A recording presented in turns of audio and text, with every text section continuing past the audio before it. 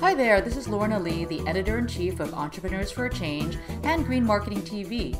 We're back for part 2 of our interview with Glenn Croston, who is an author, a speaker, and a consultant who helps businesses go green and helps entrepreneurs launch green businesses. To find out more about Glenn, go to www.startingupgreen.com. So Glenn, tell us more about some other things that you're involved with. You've produced 2 amazing books. What else do you do? Thanks. Well, I'm working on another book project right now, which is, it kind of evolved out of thinking about things like the environmental challenges that we face and how it is with things like climate change. We talked about earlier that we don't always necessarily, as a society, have effective responses to these or resource depletion or our need to transition away from oil as a transportation fuel. And really, that kind of led me to thinking more about our psychology and how it is that we deal with these kind of risks, long-term risks, and saying that, we need to find a better way to handle these over the long term. So that's another book project I'm working on right now, which I'm calling Risking Everything, and, which is all about sort of how our psychology works and affects how we perceive risks like these and respond to them. And I'm also helping out, one area that I'm spending a lot of time on lately is helping out green businesses, small to mid-sized green businesses with some of their PR needs, where I'm saying, these businesses like the big businesses, they need help with getting their businesses seen and helping people to communicate with their clients out there in the world. And yet they don't always have thousands to spend per month on that type of thing. So I'm trying to provide to address the need that these people have with affordable solutions for reaching out to their clients and communicating with them. Wow, well that sounds really exciting. So your new book, it's called Risking Everything. When's the ETA? When should we look out for it on Amazon? It's going to be 2012. Okay, hey, 2012 is a significant date. There's definitely a lot of people talking about an important paradigm shift happening in 2012, so that's a great year to launch a paradigm shifting book. There you go. I think so. All right, so diving back into some of the green business opportunities that you see that are available or hot in the next 5 or 10 years, you mentioned there's a great need for greening our transportation. And I know that there's a lot of enthusiasm around the potential for biofuels to help us shift away our addiction to oil.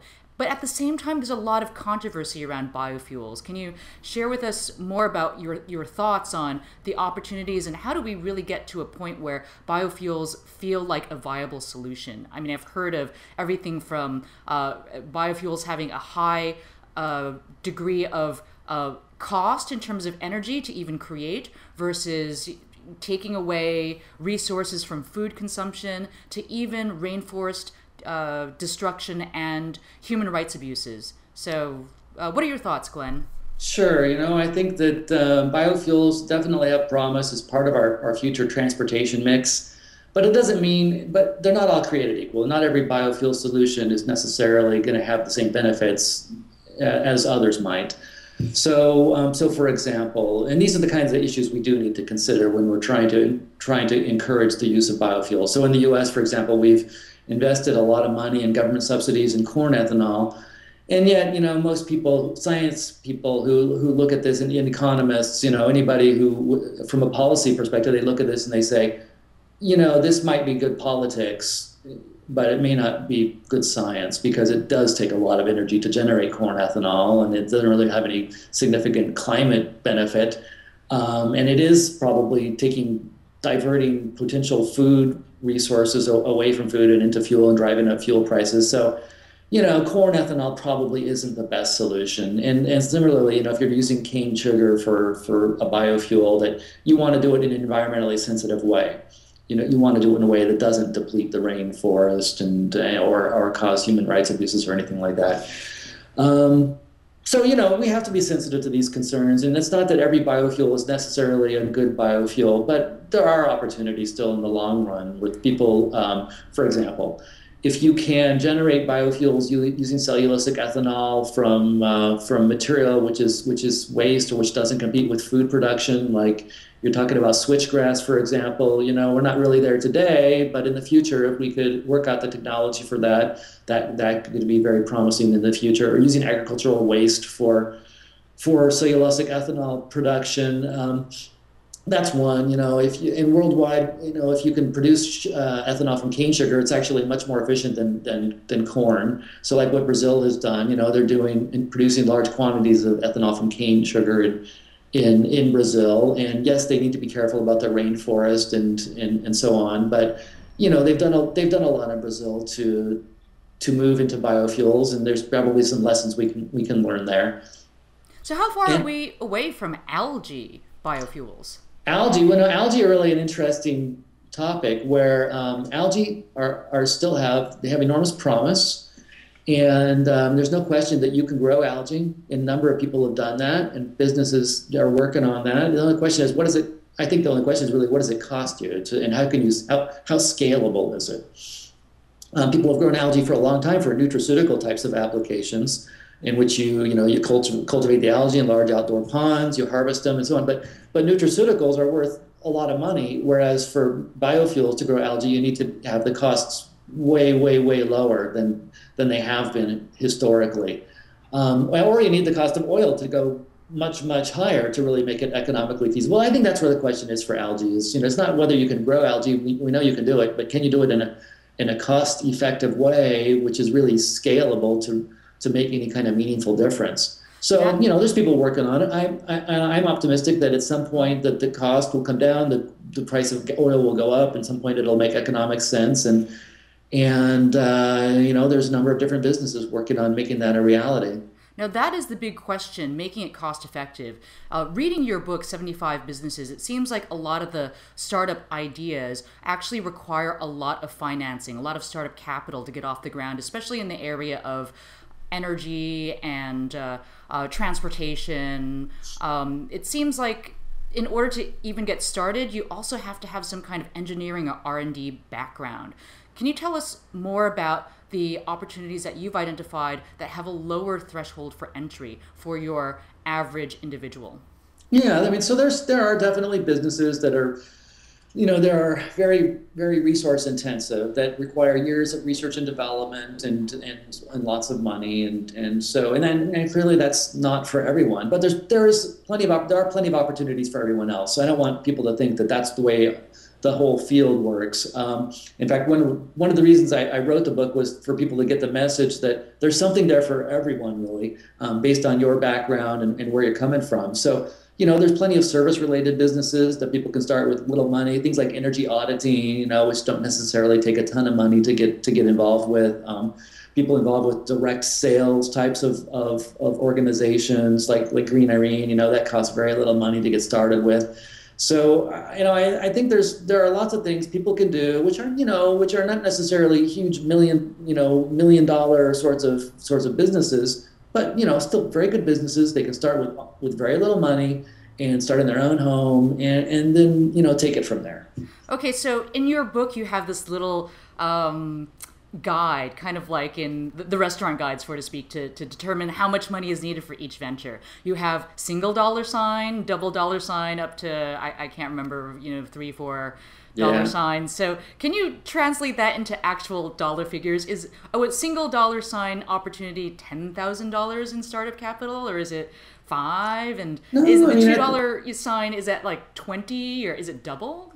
there's things you can start for, hundreds or less than 1,000, where, like I'm saying, that if these are like work at home types of things, starting out kind of small, bootstrapping your way, you can start things for hundreds of dollars. It doesn't necessarily take a lot of money. And then 2 stars would be at thousands of dollars, and 3 stars was, as I recall, like tens of thousands of dollars. It's kind of a logarithmic scale, hundreds, thousands, 10,000s, 100,000s, up to millions. If you're talking about, investing in biofuel production or something, that's not something people start in their garage. That's a big endeavor. But I don't think people should be really inhibited by the cost potentially. They should look at it the other way around and say, well, rather than think about what I can't do, let's think about what I can do with the resources I have. Maybe you don't have a ton of money, but you can think about bootstrapping. You can think about, there are things you can do with tinkering in your own garage. I know a guy named James Cass in Las Vegas, and this guy in his own garage, through tinkering over the years, he's invented an energy efficient air cooling system, a hybrid air cooler.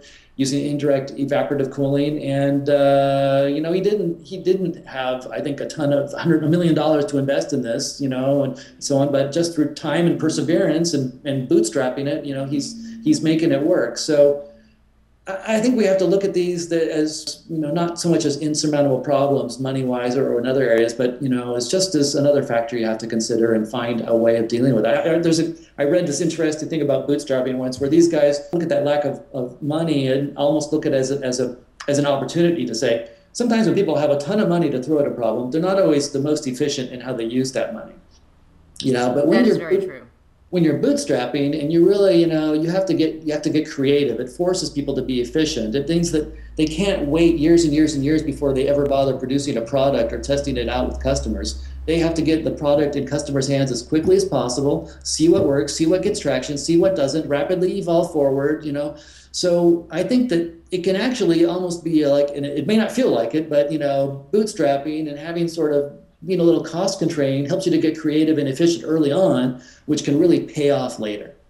So a single dollar sign business opportunity could feasibly be a opportunity that you can start for under $1,000. Yeah, there's lots of stuff people can do starting out just by looking at where they are today and saying, okay, I don't have a lot of money, but let's not think about that. Let's think about what can I do? So what are the best opportunities that you've identified that a solopreneur can do? Okay, well, there's lots of things, and I think there's a lot of opportunities in what I often call the conserver economy, where if you look at the economy, even though we're kind of in this recovery phase, it's not like everybody is raking in the dough or it's a booming economy. Plenty of unemployed people still. People are under economic pressure. They don't have their homes as piggy banks still, where they can cash out, refinance, and go on. So everybody's kind of getting more efficient than we used to, and finding.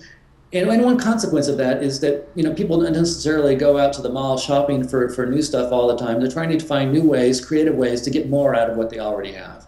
Where instead of buying new stuff at the mall, you can share or swap with people online or in your community to get the stuff you need. And that goes for clothes or furniture or for a lot of different things. So there's an opportunity there for people to look at this problem in terms of people who are cash constrained and look at that as an opportunity to help them to find new ways to get what they need through sharing, swapping, reusing, fixing, repairing stuff that they used to throw away. It's funny, but not something like a green business, but one of the consequences of the downturn was that people like cobblers and tailors were having phenomenal business because, people who used to just throw their old shoes away and go buy new ones, all of a sudden they were starting to fix those old shoes and repair them and get more life out of them. That's kind of a green business. You know what? I mean, the fact that you're getting more life out of that resource is pretty green. You may not think of cobblers as like green business people, and yet, in a way they are.